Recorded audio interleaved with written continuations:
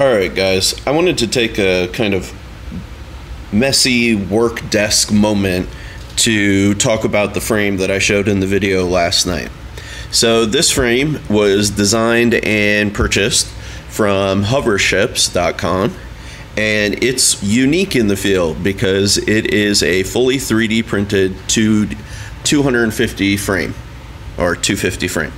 So what do I mean by 3D printed? I mean, take a look at this guy. You can actually see where the print head constructed this thing completely from ABS plastic. And I think that's pretty awesome.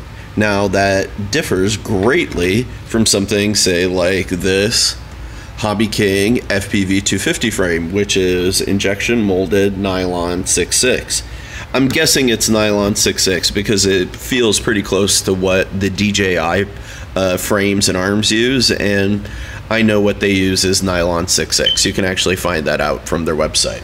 So anyways, why are we interested in 3D printing? Well, 3D printing offers quite a few really unique advantages, at least from my perspective and from the perspective of other members in the URL. So first and foremost, actually, if you break something, you can repair it pretty quickly because it all depends on what you break and how long it takes your 3D printer to actually bust something like this out. That's really cool versus if you break something like this, and while they claim it's indestructible, just in case, right? You still have to wait for the object to be shipped from overseas unless you go ahead and buy replacement parts in advance, which is not always cost effective or efficient or possible. So anyways, the ability to repair quickly and readily is pretty amazing, and that's one of the things that we really appreciate about the Hovership frame. Beyond that, actually, you can actually modify it to whatever your needs are. So for example, I run these Turnigy multi-star 1900 kV motors, and they have a 16mm by 19mm bolt pattern on the underside, right? And that's pretty standard, but there are some motors that may be more efficient or may offer different power characteristics that were never intended for this sort of bolt pattern. They were designed maybe for airplanes, and so they have a little bit of a wider bolt pattern.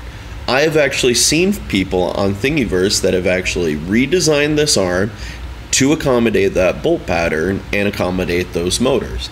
That's pretty amazing. So one of the things I really like about this FPV 250 frame and attracted me to it in the first place was the fact that they accommodated one of these little Fat Shark 2-axis gimbals with an integrated camera. That's pretty dope, right?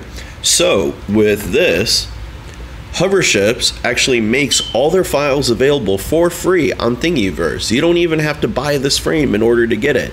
That's kind of insane. So if we want to actually modify this to accommodate this gimbal and drop down right in here, that's all we need to do. We just take this file, punch the hole in it in SolidWorks or whatever sort of 3D software we want to use, and boom, now we've modified this for our needs. It's that easy, right? That's one of the major advantages of 3D printing. And last but not least, really, and one of the most kind of compelling arguments that one of my buddies made, in fact, Steven Dietrich, was if we use 3D printing, the material we can use could be recyclable. So this gives us an opportunity to really make one of the first sort of ecologically conscious racing groups. Because if something gets broken, right, then we can just throw it in a recycling bin and have it be upstreamed. In some cases, some people can reuse the material that was already 3D printed. That's pretty amazing, and that way we lessen our impact, because the truth of the matter is, with all this stuff, man, I mean, look at even all the junk on my desk, right? We don't need to have more landfill. That's a problem. So it's a really compelling idea. We have the ability to make instantaneous, well, relatively instantaneous repairs, endless modifications to suit our needs and the possibility of being recyclable and ecologically conscious, that's a really compelling argument for this frame. And I really got to give credit to Hoverships for really kind of blazing a trail in this arena. So that's kind of the heads up. If you're really curious about what all I'm kind of doing here, I'm running a Naze NAZE32, right? It's a 32-bit board from AbuseMark out of Japan, and this is the Hovership frame. It actually has these little vibration isolators built in, which is kind of cool. Underneath, I'm running a set of 12 amp electronic speed controllers for the motors, and those are flashed with Simon K firmware, which allows the motors to respond very quickly and very accurately, which is very nice.